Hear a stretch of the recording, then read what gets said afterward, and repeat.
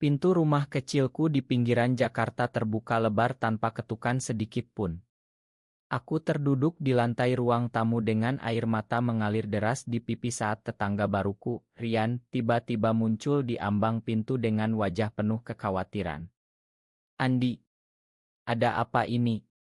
Kamu kenapa?" Suaranya lembut tapi tegas, langkahnya ragu-ragu masuk ke dalam meski aku belum menjawab apa-apa. Itu adalah momen yang tak pernah aku bayangkan akan terjadi di sore yang panas seperti ini. Aku cepat-cepat menyeka wajah dengan lengan baju, berdiri tergesa-gesa sambil berusaha menyembunyikan ponsel yang masih menyala di tangan. "Maaf, pintu tidak kukunci. Aku baik-baik saja," jawabku bohong, suara serak dan gemetar. Rian tidak langsung pergi seperti yang aku harapkan. Dia malah menutup pintu pelan di belakangnya, mendekat, dan duduk di kursi kayu di depanku tanpa diundang. "Kamu tidak baik-baik saja, Andi." Aku dengar suara tangisan dari dinding sebelah. "Cerita saja kalau mau. Aku tetangga, bukan orang asing." Aku menatapnya lama, pria berusia 30 tahun itu dengan rambut hitam rapi dan mata yang selalu tampak tenang sejak dia pindah ke rumah sebelah 3 minggu lalu. Rian bekerja sebagai guru di sekolah dekat sini, selalu tersenyum ramah saat kami bertemu di gang kecil. Tapi sekarang dia duduk di sini, di rumahku yang sepi, dan aku merasa seperti sedang telanjang di depan orang lain. Telepon dari ibu tadi siang masih bergema di kepalaku.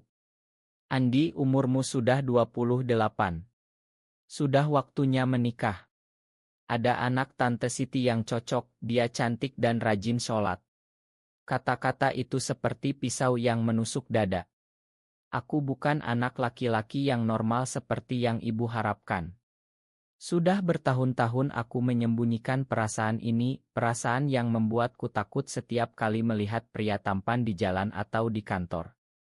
Aku pernah punya pacar perempuan dulu, tapi hati ini kosong. Rahasia itu hampir membuatku gila. Rian melihat ponselku yang terjatuh, layarnya masih menampilkan chat lama dengan teman lama yang tahu rahasiaku. "Kamu tidak perlu takut. Aku bukan tipe orang yang suka ikut campur, tapi kalau kamu butuh bicara, aku di sini." Suaranya tenang, seperti sedang mengajar anak-anak di kelas. Aku tidak tahu kenapa, tapi kata-kata itu membuat bendungan air mataku jebol lagi. Aku menceritakan sedikit, hanya sedikit tentang tekanan keluarga di desa, tentang bagaimana aku pindah ke Jakarta untuk lari dari pertanyaan-pertanyaan yang selalu sama. Rian mendengarkan tanpa menyela, hanya mengangguk pelan. Malam mulai turun, lampu ruang tamu kami nyalakan dan obrolan itu berlanjut hingga larut. Untuk pertama kalinya dalam hidupku, aku merasa ada orang yang melihatku apa adanya, bukan sebagai Andi yang harus menikah. Rian bercerita tentang masa lalunya di kampung, tentang kesepian yang dia rasakan meski dikelilingi banyak orang. Kami tertawa kecil saat dia menceritakan siswa-siswanya yang nakal, dan untuk sesaat, beban di dada ini terasa lebih ringan.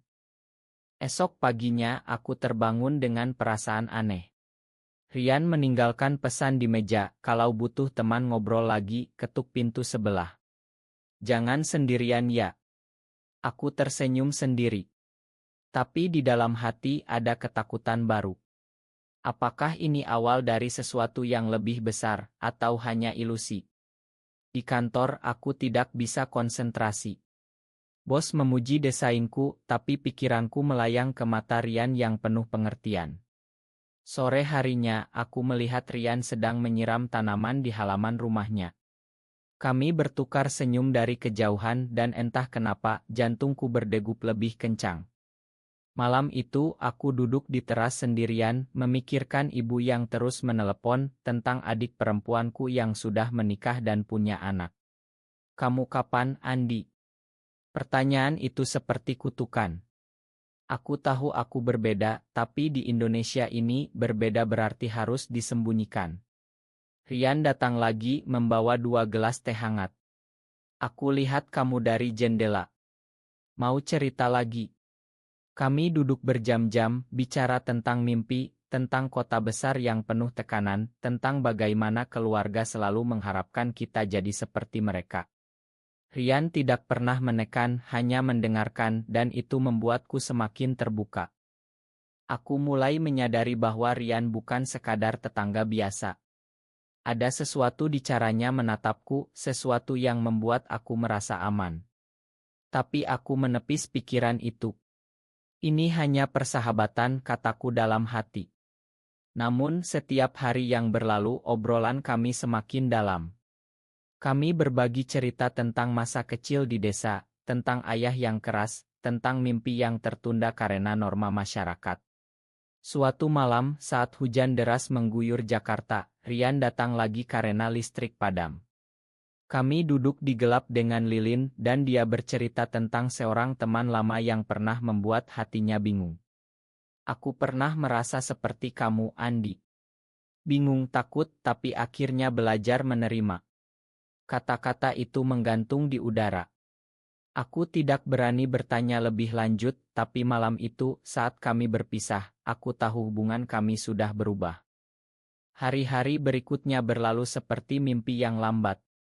Aku dan Rian mulai rutin bertemu, bukan lagi karena kebetulan, tapi karena kami sengaja mencari waktu.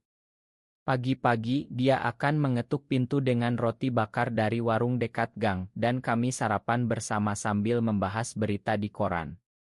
Lihat ini, Andi, ada lagi kasus diskriminasi di sekolah. Anak-anak itu harusnya bebas jadi diri sendiri, katanya suatu hari sambil menunjuk headline. Aku hanya mengangguk, tapi dalam hati aku tahu dia sedang bicara tentang kita berdua. Di kantor, rekan kerjaku mulai bertanya kenapa aku lebih sering tersenyum. Ada pacar baru ya, goda mereka. Aku hanya tertawa garing, tapi pikiranku selalu kembali ke Rian. Keluargaku di desa semakin sering menelepon. Ibu mengirim foto gadis-gadis dari kampung, ini calon yang bagus, nak. Kapan pulang ke rumah? Setiap kali telepon berdering, dada ini sesak. Aku tidak mau menyakiti mereka, tapi aku juga tidak mau hidup dalam kebohongan selamanya. Rian melihat perubahan di wajahku. Suatu sore setelah aku pulang kerja dengan wajah murung, dia menarikku ke rumahnya. Cerita. Jangan simpan sendiri. Kami duduk di teras belakang, dikelilingi tanaman hijau yang dia rawat dengan telaten. Aku menceritakan semuanya. Tekanan pernikahan, rasa bersalah karena tidak bisa jadi anak yang mereka harapkan, ketakutan kalau suatu hari rahasiaku terbongkar. Rian mendengarkan dengan sabar, tangannya sesekali menyentuh bahuku ringan. Kamu tidak sendiri, Andi. Aku juga pernah di posisi itu. Keluargaku di kampung masih mengharapkan aku bawa pulang menantu perempuan. Tapi aku belajar bahwa hidup ini milik kita, bukan milik orang lain. Malam itu, kami bicara hingga subuh. Rian bercerita tentang masa kuliahnya di Yogyakarta, tentang seorang teman yang membuatnya sadar perasaannya tidak biasa. Aku takut dulu, tapi sekarang aku lebih tenang. Karena aku punya teman seperti kamu. Kata-kata itu membuat hatiku hangat. Persahabatan kami semakin erat. Kami pergi ke pasar malam bersama, tertawa saat mencoba makanan pinggir jalan, berbagi cerita lucu tentang tetangga-tangga lain. Suatu hari, saat kami bersepeda keliling kompleks, Rian berhenti di taman kecil dan berkata, Andi, kamu tahu tidak, sejak hari pertama aku masuk rumahmu, aku merasa ada ikatan. Seperti kita sudah saling mengerti tanpa banyak kata. Aku tidak menjawab, hanya tersenyum, tapi malamnya aku tidak bisa tidur. Apakah ini hanya persahabatan atau ada sesuatu yang lebih? Tekanan dari keluarga semakin berat. Adikku menelepon, Kak, ibu nangis terus karena kamu belum juga nikah. Pulanglah sebentar. Aku janji akan pulang akhir pekan ini, tapi hati ini berat. Rian menawarkan diri mengantarku ke stasiun. Di perjalanan, kami diam-diam saling pandang, dan untuk pertama kali, aku merasa ada kehangatan yang berbeda. Di desa, keluargaku menyambutku dengan pelukan hangat, tapi pertanyaan-pertanyaan segera datang. Kapan bawa pacar pulang? Tanya ayah. Aku bohong lagi, bilang masih sibuk kerja. Malam di kamar kecilku aku menangis sendirian. Rian mengirim pesan, aku di sini kalau kamu butuh. Pulang ke Jakarta, aku langsung ke rumah Rian. Kami duduk berjam-jam dan dia memelukku pelan saat aku menangis. Kamu kuat, Andi. Kita hadapi bersama. Pelukan itu terasa berbeda, hangat, dan membuat aku sadar bahwa perasaanku sudah berubah. Tapi aku masih takut. Masyarakat di sekitar kami, tetangga-tangga lain, selalu bicara tentang pernikahan dan anak. Bagaimana kalau mereka tahu? Hubungan kami semakin dalam tanpa kami sadari. Setiap hari setelah kerja, aku mampir ke rumah Rian atau dia ke rumahku. Kami memasak bersama, menonton film lama di laptop, dan bicara tentang segala hal. Suatu malam, saat hujan deras lagi, listrik padam untuk kesekian kali, Rian datang dengan lilin dan buku cerita lama. Baca ini, Andi. Cerita tentang dua orang yang saling menemukan di saat sulit. Kami membaca bergantian dan di antara kalimat-kalimat itu, tangan kami bersentuhan. Aku merasa listrik menyambar, tapi kami pura-pura tidak ada apa-apa. Pagi harinya, Rian membuat kopi dan berkata, aku senang punya kamu sebagai teman. Lebih dari teman biasa. Kata-kata itu menggantung, tapi aku belum berani jawab. Di kantor ada masalah baru. Rekan kerja satu, Budi, mulai curiga. Kamu sering sama tetangga sebelah ya? Kelihatan deket banget. Aku ketawa saja, tapi dalam hati khawatir. Indonesia ini, gosip bisa menyebar cepat. Keluargaku semakin mendesak. Ibu mengirim oto undangan pernikahan adik sepupu kamu berikutnya ya, nak. Aku tidak tahu harus jawab apa. Rian melihat kegelisahanku dan mengajak jalan-jalan ke pantai Ancol akhir pekan. Di sana, di antara ombak dan angin laut, kami duduk di pasir. Andi, aku tidak mau kamu terus menderita sendirian. Aku juga merasakan hal yang sama dengan kamu. Pengakuan itu datang tiba-tiba, seperti gelombang. Aku menatapnya, mata kami bertemu, dan saat itu aku tahu, ini bukan lagi persahabatan biasa. Kami tidak langsung memeluk atau apa, hanya duduk diam, tapi hati kami sudah terhubung. Kembali ke Jakarta, hubungan kami berubah. Kami masih hati-hati, tapi ada kehangatan baru. Rian mengajarkan aku cara mengelola emosi, cara menghadapi tekanan tanpa lari. Aku mulai merasa lebih kuat. Tapi cobaan datang. Suatu hari, Budi dari kantor datang ke rumah dan melihat kami sedang tertawa bersama di teras. Wah, kalian kayak pasangan ya, candanya. Kami ketawa, tapi malamnya Rian bilang kita harus lebih hati-hati. Keluargaku juga mulai tanya. Tekanan semakin nyata. Aku pulang ke desa lagi untuk acara keluarga, dan di sana ada gadis yang dijodohkan. Aku menolak halus, tapi ibu menangis. Kamu tidak normal apa, nak? Pertanyaan itu menusuk. Aku pulang dengan hati hancur, dan Rian menunggu di stasiun. Pelukannya kali ini lebih erat. Kita hadapi bersama, Andi. Aku tidak akan tinggalkan kamu. Persahabatan kami berubah jadi sesuatu yang lebih dalam. Kami berbagi mimpi masa depan tentang rumah kecil di luar kota, tentang hidup tanpa takut. Tapi ada ketakutan selalu mengintai. Masyarakat Indonesia masih sulit menerima, dan keluarga adalah segalanya. Suatu malam, saat kami duduk di atap rumah Rian melihat bintang, dia berkata, aku mencintaimu, Andi. Bukan sebagai teman. Aku menjawab dengan air mata, aku juga, Rian. Tapi apa kita bisa? Malam itu kami janji akan saling jaga. Cinta kami tumbuh pelan tapi kuat. Kami mulai merencanakan masa depan kecil-kecilan, seperti liburan ke gunung atau belajar masak resep baru. Tapi tekanan luar semakin berat. Keluarga Rian datang berkunjung dari kampung dan ibunya langsung tanya, Rian, kapan nikah? Umurmu sudah 30. Rian menjawab diplomatis, tapi aku melihat kesedihan di matanya. Di kantor, Budi semakin sering bertanya, kamu dan Rian deket banget, ada apa sih? Aku mulai menghindari obrolan dengannya. Suatu hari, Budi melihat kami berpegangan tangan di mobil dan wajahnya berubah. Kalian gaya, bisiknya. Aku panik, tapi Rian tenang. Itu urusan kami.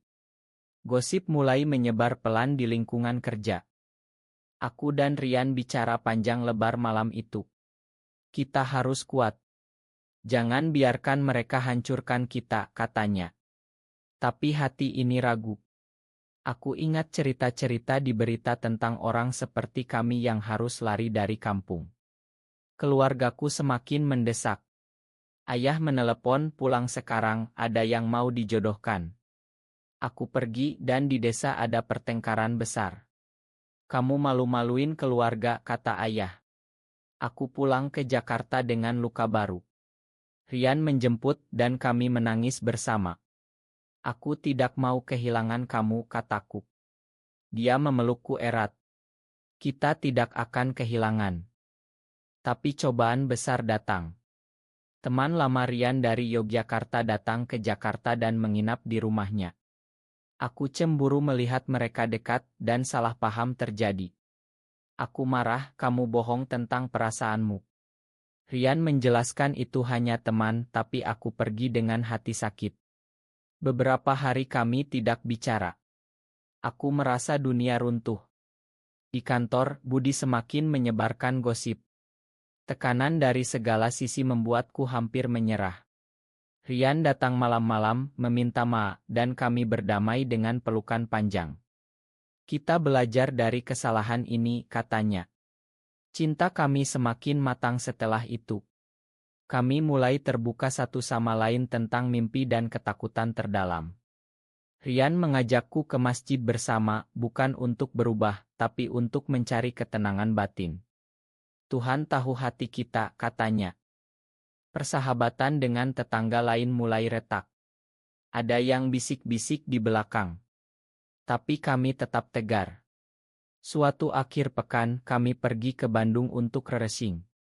Di sana, di antara pegunungan, kami janji akan saling dukung apapun yang terjadi. Tapi saat pulang, ada berita buruk, Ibu Rian sakit dan meminta dia pulang ke kampung untuk menikah. Aku tidak mau, Andi. Tapi keluarga, katanya dengan suara pecah. Malam itu kami bicara hingga pagi, tentang pengorbanan dan pilihan. Cinta kami diuji lagi. Pengujian semakin berat. Rian harus pulang ke kampung untuk beberapa minggu karena ibunya sakit parah. Aku sendirian lagi di Jakarta, dan rasa rindu membuatku hampir gila. Telepon setiap malam jadi penyelamat. Aku kangen kamu, Andi. Jangan menyerah, katanya. Di Jakarta, gosip dari Budi semakin liar.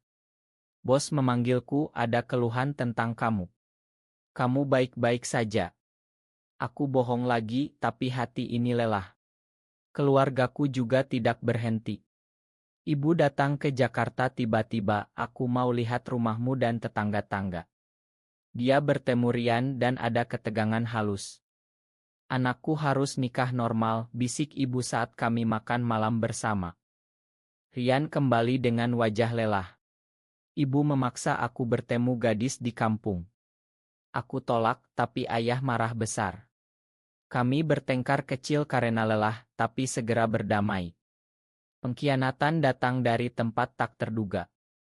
Teman lama Rian yang dulu datang, ternyata menyebarkan cerita ke keluarga Rian. Mereka tahu tentang kita, kata Rian dengan suara gemetar. Malam itu, kami duduk diam lama. Mungkin kita harus pisah sementara untuk lindungi keluarga, usulku dengan hati hancur. Rian menolak. Tidak. Kita lawan bersama. Tapi tekanan semakin kuat. Ayah Rian datang ke Jakarta, marah besar, dan hampir memukul Rian. Aku menyaksikan dari kejauhan, hati ini sakit. Kami mengambil keputusan berat, Rian pindah sementara ke rumah teman jauh, tapi kami tetap berkomunikasi rahasia. Aku merasa kehilangan separuh jiwa. Di kantor, Budi dipecat karena masalah lain, tapi gosip sudah mereda. Keluargaku mulai curiga juga. Aku hampir menyerah, tapi ingat janji kami. Suatu malam, Rian datang diam-diam, aku tidak bisa hidup tanpa kamu. Kami berpelukan lama, dan saat itu aku sadar, cinta ini layak diperjuangkan. Tapi pengorbanan besar menanti. Ibu Rian sakit lagi, dan dia harus pilih antara pulang selamanya atau tetap di sini. Kami bicara hingga pagi tentang masa depan. Kita bisa pindah ke kota lain, mulai baru, kataku.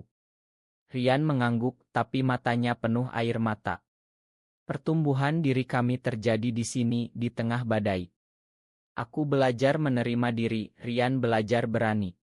Tapi jalan masih panjang. Badai terbesar datang saat keluarga kami bertemu secara tidak sengaja di acara keluarga besar di Jakarta. Ayah Rian dan ibuku bertemu, dan rahasia kami hampir terbongkar. Pertengkaran besar terjadi di rumahku. Kamu merusak anakku, teriak ayah Rian.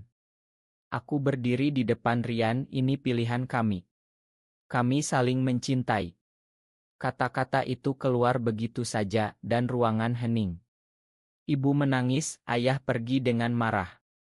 Malam itu, Rian dan aku duduk berdua, tangan saling genggam. Kita sudah lakukan yang terbaik, katanya. Beberapa bulan kemudian, keluarga mulai melunak sedikit demi sedikit. Ibu Rian menelepon, aku tidak setuju, tapi aku lihat kamu bahagia. Itu adalah langkah kecil, tapi berarti. Kami memutuskan untuk tetap di Jakarta, membangun hidup bersama dengan hati-hati. Aku promosi di kantor, Rian dapat sekolah baru yang lebih terbuka. Persahabatan lama kami dengan tetangga mulai pulih. Perjalanan panjang ini mengajarkan kami banyak hal. Konflik batin yang dulu menghantu, kini jadi kekuatan. Kami belajar bahwa cinta sesama pria di Indonesia bukan akhir dunia, tapi awal dari perjuangan yang indah. Pengorbanan ada, tapi kebahagiaan juga nyata. Suatu malam, saat kami duduk di teras rumah baru kami, Rian berkata, terima kasih sudah masuk hidupku hari itu. Aku tersenyum, mengingat pintu yang terbuka tanpa ketukan. Kami masih hati-hati dengan dunia luar, tapi di antara kami ada kedamaian. Teman-teman baru yang mengerti mulai mendekat, dan kami merasa tidak sendirian lagi. Cerita kami belum selesai, tapi kami sudah dewasa, lebih kuat, dan siap hadapi apapun.